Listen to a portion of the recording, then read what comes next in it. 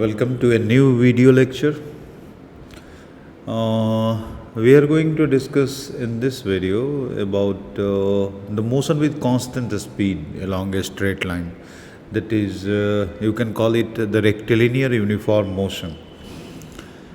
And we have a problem at hand. You can see at your screen. And the statement of the problem being, it's a practice problem, don't worry about it. ये practice करने के लिए है जो हम लोगों ने पढ़ा है, जिसमें कि अभी रेट ऑफ चेंज के बारे में हम लोग जान रहे थे. उसमें कॉन्सेप्ट आया था एवरेज स्पीड का. दो एवरेज वेलोसिटी टर्म भी इसमें वैलिड है, but the problem is at your screen is that for 1/5 of the total time of journey, a car was moving at a speed of 60 meter per second. Then its speed becomes 20 meter per second, and it traveled a third of the total path length with this speed, that is with the speed 20 meter per second. 1/3 of the total path length. It passed the remaining section at a speed of 10 meter per second. Whatever remains, it travels with a speed of 10 meter per second. Determine the average speed of the car for the entire journey. This is the problem. So let's recode, not decode, or decode the text into a diagram. And let's write down the summary of the problem. But first, let us assume that the total path length is S, simply S. Total path length traveled by the car is S, and the total time of journey being T. So we need to find out average velocity equals what, or average speed equals what. The speed for 1/5 of the motion, total journey time का 1/5 time में जो speed थी, that speed let's call it V1, and it was given 60 meter per second, and the time taken was T1. That was total time taken is T, then this T1 time is T upon 5. Next, the object moves with a velocity 20 meter per second. Let's call it V2, and write down its value equal to 20 meter per second. And with this speed, the object covered a distance 1/3 of the total distance. That is, let's call the distance traveled by the particle with this speed as S2, and write down S2 equals S by 3. So and also assume that with the speed V1 equals 60 meter per second, when the particle traveled for 1/5 of the total time, the distance traveled was simply S1. And there is of course a third velocity, that is 10 meter per second, with which remaining part of the journey was covered. And let's call this velocity 10 meter per second equal to V3. Just call it V3 equals 10 meter per second. Time, the distance traveled during this is S3. We don't know anything, we don't have any information about S3. And then let's call the time taken to complete the journey of S3 equal to T3. So, and also called the time taken with time taken by the car when it moves with a speed 20 meter per second. जब वो 20 metre पर second की रफ्तार से move कर रहा था, तो उसने टाइम T2 लिया. So we already defined the whole picture, whole question. So you can do one thing now. Let's write down the basic equation for calculating the average velocity or average speed. Both are same in this case, and this is nothing but total distance traveled by total time taken. total path length by total time taken. And look, one thing you can do, further transformations of the main formula carried out in two ways. दो तरीके हैं, either break the time as a quotient of distance traveled and a speed, quotient of distance traveled and a speed, or express the distance traveled as the product of a speed and time intervals. So I'm going to choose the second line of reasoning, that I'm going to express the distances as the product of a speed and time intervals. So let's break the whole path into two sections. The two sections, the first section is S1 and the next section is S, call it S rest. And we are going to take care of this S rest in our solution. But first, S is divided into two parts. That what I am going to suggest, that S equals, simply you can write here S1 plus S rest. And then you can write the average velocity, total distance traveled, that is S1 plus S rest divided by total time taken. And S1 you can write, since our car traveled the distance S1 with velocity V1 and for time T1, so S1 can be written as simply as V1 T1 and plus S rest divided by total time taken. And you can remember we are given the value of V1 as well, but let it be for time being, let's call it V1.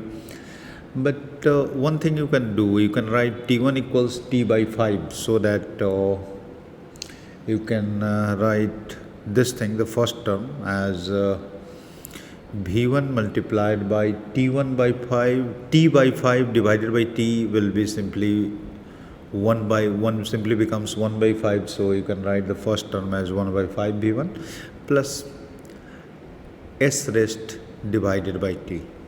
So this is our first equation for the average velocity, or average speed in this case.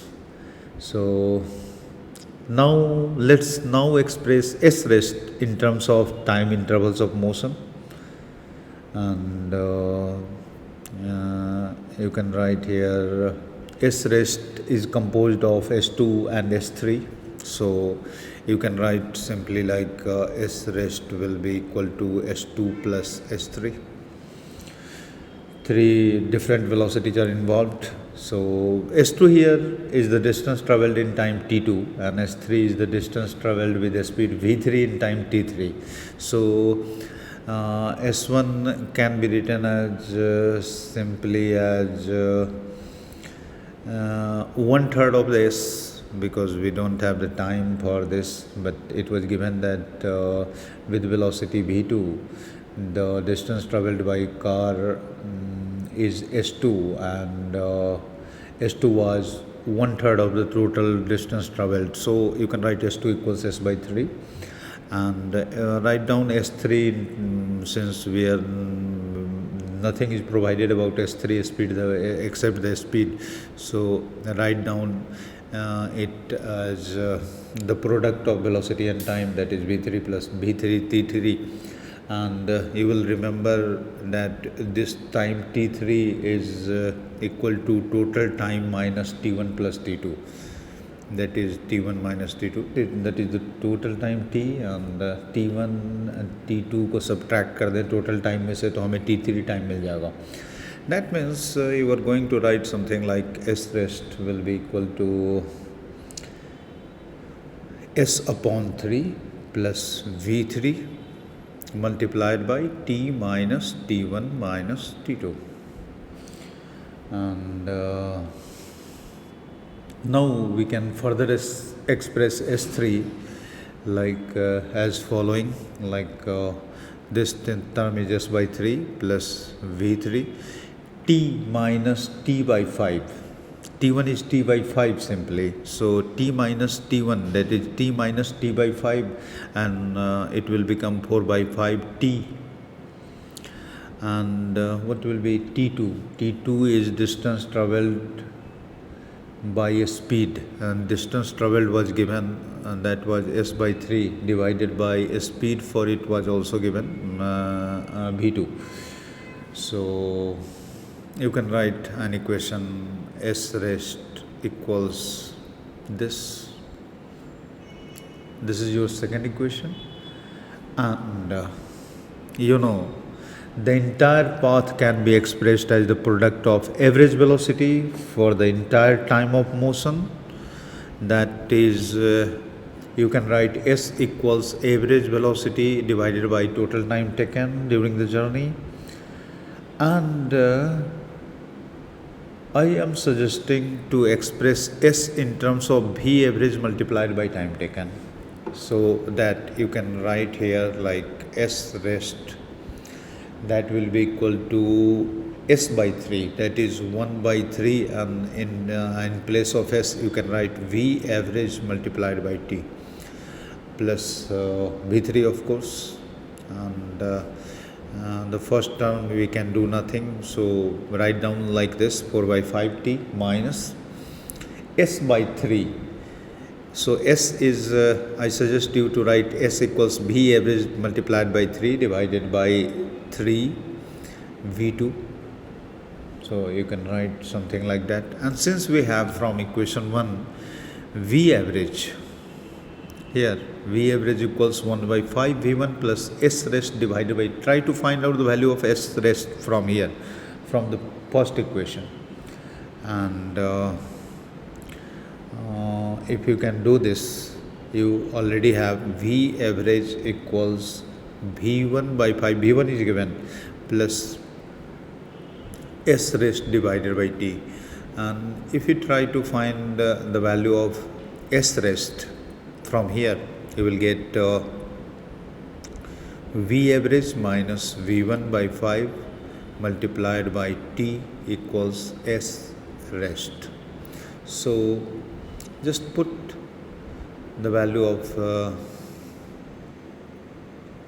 S rest in this equation in place of S rest, and you will get V average minus V1 upon 5 multiplied by T equals, just copy all those things, 1 by 3 V average multiplied by T plus V3 T multiplied by 4 by 5 minus V average divided by 3 V2. That's all. And you know what to do next. T3 gets cancelled out. And if you manipulate things carefully, you will get, I guess, you will get V average equals V1 upon 5 plus 1 by 3 V average plus V3, V3 is also given, 4 by 5 multiplied by V average by 3 V2. And you can get from here the value of V average. Take all the V average to one side and you are going to get the value of average velocity, and I guess you will get something like 3 V2 V1 plus 4 V3 divided by 5 twice V2 plus V3. If I am wrong, let me know, and its value you are going to get as 24 meter per second. I have already solved, so I don't need to solve it again. So I got the values and you can solve your problems. The key solving in this problem is to go through the basic definition and try to eliminate one thing, either S or T, and you have two approaches. You can start your problem solving with expressing everything in terms of T or everything in terms of S, and you are going to get your solution, because there is no other method to solve it. These are simple things, and I don't think A formula would be handy in such cases. Thank you very much for watching. Though I'm bringing you more solutions, more examples. This was a simple example. Let me provide you another example. So, thank you very much for watching.